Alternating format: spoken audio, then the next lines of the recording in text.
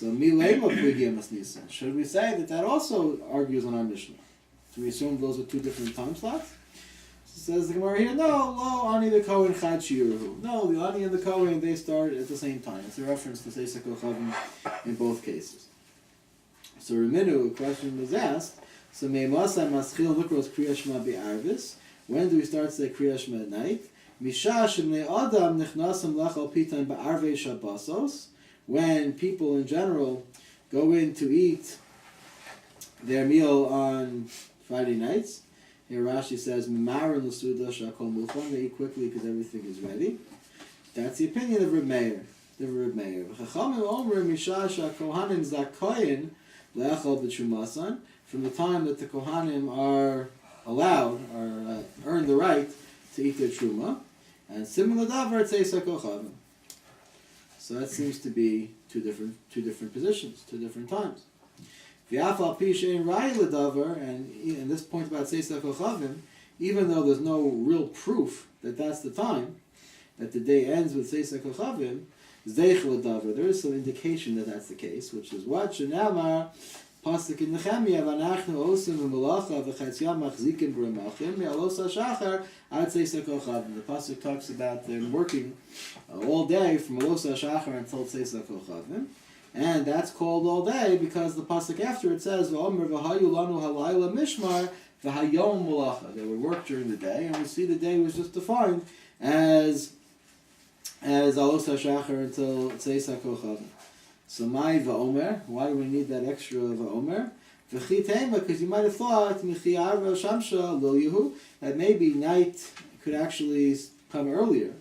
That maybe these people were very hard workers. They worked into the night and they started before the day starts. So maybe it doesn't exactly parallel night and day. So therefore we have another pasuk to tell us no that their work day was the day. Can I just ask a quick question? Yes, sir. Just why does the Gemara bring in about the ani and eating his pas? Is that just to be another one of the markers? So it's also trying to figure out of these different opinions. In this case, we have to try to keep everything straight. Or are they somehow... But doesn't that seem like, is that kavua going to be the same time every morning, or is it... Every night, that's what it seems right. like. Yeah, so it seems like there's a standard marker. In general, once you get into some of the shiurim, so it's interesting, because nowadays we standardize everything. This is a very hot, controversial topic, but it's clear that when the Gemara talk about a kazayas, so something like that, so we have a definition for what a kazayas is. I say we... There's many different opinions as to what that definition is, but whether you're the Chazon Ish or Rabbi Chaim or Moshe Feinstein or whatever, you have an opinion of what that transfers to. But at the time of the Gemara, so presumably it means an olive, so it's not going to always be the exact same. So to here, we talk about time when things happen. Apparently we have certain things in life to use to tell us markers, and they seem to be consistent enough that we can base halachas on them, even though nowadays we prefer to say 10:25.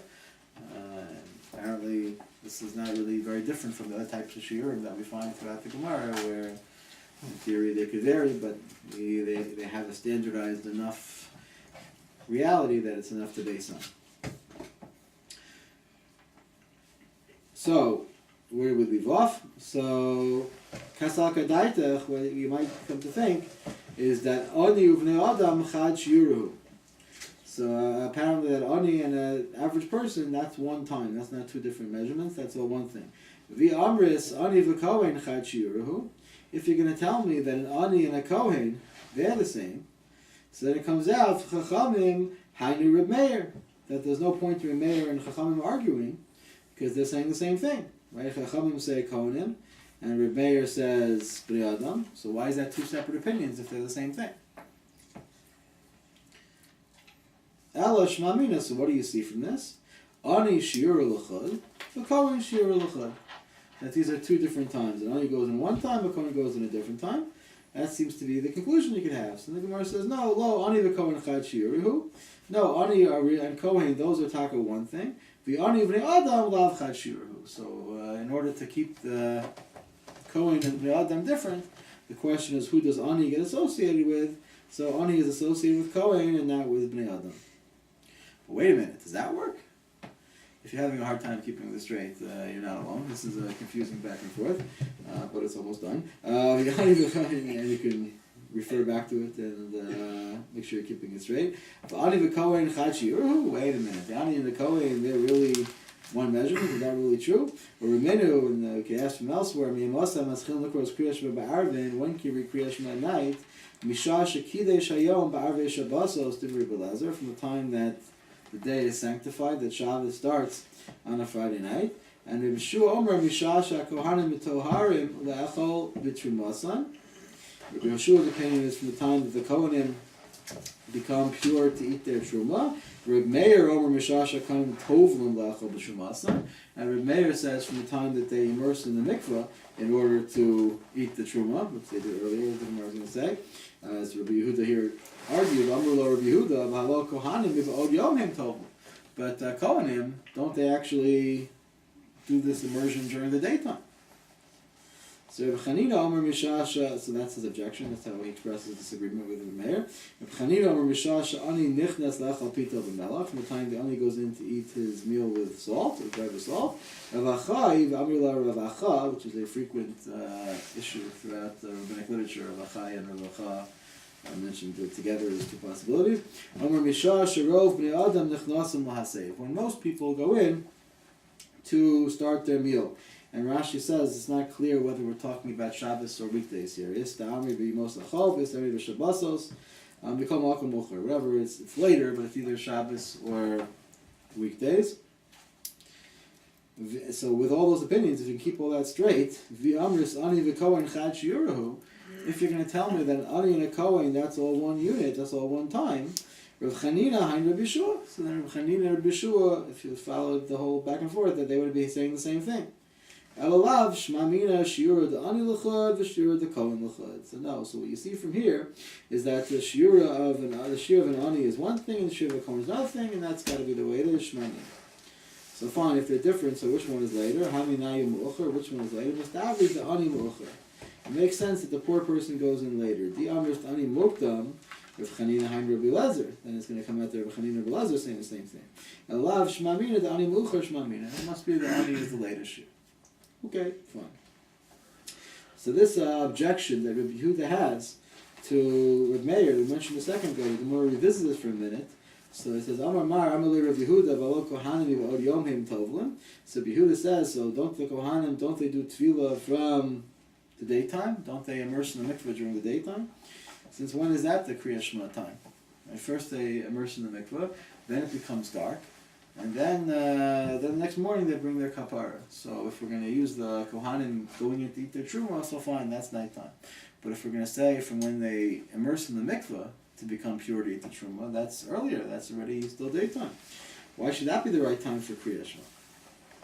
So Shaper Kamal Rabbi Yehuda Rabbi Meir. So it seems like Rabbi Yehuda's got a good objection to Rabbi Meir. How's Rabbi Meir going to respond to that? So Rabbi Meir Hachi Kamal. This is what Rabbi Meir would say. Mi Savris Ta'ana Ben Hashmashos Didach Kamina. You think Rabbi Yehuda, when I'm talking about your Ben Hashmashos, you have this long schlepped out Ben Hashmashos where there's going to be a clear distinction between the daytime and the twilight and the nighttime. So according to you, so the Kohanim, they're going to immerse during the daytime, and then there's going to be a long interval, and then there's going to be nighttime when it's appropriate to say Kriya Shema. So in your world, this whole idea is not going to work so well. But Ana ben Hashmashos Rabbi Yossi Kamina. I believe in the twilight of Rabbi Yossi, who holds that the moment of transferring from one to the other is really very brief. Rabbi Yossi ben Hashmashos Karafayin. It's like the blink of an eye. Zeh nechnas v'zeh yotze. You go right from night into day into night. V'ef shel amud alav, and you can't figure out exactly when it is. So it's not so surprising that here you have the Kohanim doing the tefillah late in the day, and all of a sudden we're going to basically consider it to be night, and you can have Kriya Shema recited at that point. So the Gemara says at the top of Gimel and Aleph, Kasha the Reb Meir. So this still brings us in a contradiction for Reb Meir. So why? Because as Rashi explains, Le'el Amar earlier he says, Mishash me'adam nichnasim la'achal pita b'arvei shabbosos, and that's a later shear from the Kohen. And here he's saying from the time of the tefillah, which is earlier, which is before twilight. So Reb Meir seemed to have two contradictory opinions. So the Gemara gives an easy answer. Trei Tanai Libud Reb Meir. Okay, the two different Tanaim, each one quoting Reb Meir. Essentially, they're arguing with each other, but each one is assuming that they're representing Reb Meir's view. So Kasher the Reb Lezer, the Reb Lezer, and Reb Lezer also, if you follow, you're gonna have again two contradictory opinions. So you could say again, Trei Tanai Libud Reb Lezer. So again, maybe there's two different versions of what Reb Lezer says. Or here's a real simple answer by saying Rachel Reb Lezer. Okay, the first one's not Reb Lezer. Only the second one is Reb Lezer. So this gets us a little bit to discuss this question of Bein Hashmashos and the whole machlokas about Shkia and Seisek Kochavim. So since it's already late, we're not going to have the whole discussion now. I will just tell you a little bit what it's about. There's a cliffhanger for our next time, which we'll have to figure out what our next time is. We'll talk about that after. That's itself a cliffhanger. But the issue, basically, you may be familiar with the fact that there is a machlokas in general. So as we said before, and this is really in contradistinction to Rabbi Yossi's view that we just mentioned now, that Bein Hashmashos is like that. So we perceive Bein Hashmashos as longer than that, longer than the Harafayim. We don't assume that we go immediately from day to night. There's a process of twilight. There's a process where there's literally like a twilight zone. The whole phrase is meant to evoke a mystery because it's a mysterious time. We don't know whether it's day or night, the in-between time. And the Gemara says already, Gemara in Shabbos says that we treat Bein Hashmashos as a halachic suffix. Right? That we don't know whether it's day, we don't know whether it's night, so it's treated as a question. And so, for example, when it comes to Shabbos, so that's why we say Shabbos is 25 hours long, because of the suffix, we're not sure whether the twilight part is Shabbos or not. So on Friday we start at the beginning, and on Saturday night we end at the end. You end up picking up like an hour into the whole Shabbos experience. So Bein Hashmashos itself is a suffix, right? So if we know that the beginning part of the process is Shkia, and the end part of the process is when the stars come out, it's definitely night, Seisek Kochavim. So that already is one suffix, everything in between. But in practical halacha, there's another big suffix here that, as if it's not confusing enough how we deal with the two possible markers for night, there is a huge machlokas as to when those markers are. And this machlokas is commonly known as the debate between Rabbeinu Tam, one of the most prominent Rishonim, whose name comes from this week's parsha, right? Yaakov Ish Tam Yoshev Oholim, so his name was Yaakov ben Meir, but he got the name Rabbeinu Tam because this week's parsha says that Yaakov was an Ish Tam. So he is associated with one view, even though, as we'll discuss next time, it's a much broader position with much broader support. And the Gaonim, the authorities before the era of the Rishonim, and the Vilna Gaon, with the same last name, it's a whole different classification, and several hundred years later are on a different side of the equation. So in terms of when Shkia is and when Tzeis is, that is a huge machlokas, which has many, many real-world ramifications. So you may be familiar, for example, that sometimes there are people who say they're machmir for Rabbeinu Tam's man, which will mean that when the shul ends Shabbos, so these individuals will not end Shabbos right away. Maybe they will on some level, but they won't do at least Melachos Ma'atorah for some period of time.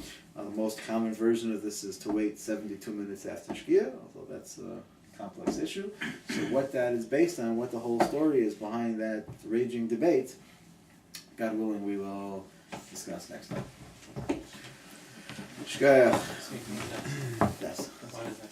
Well, right, so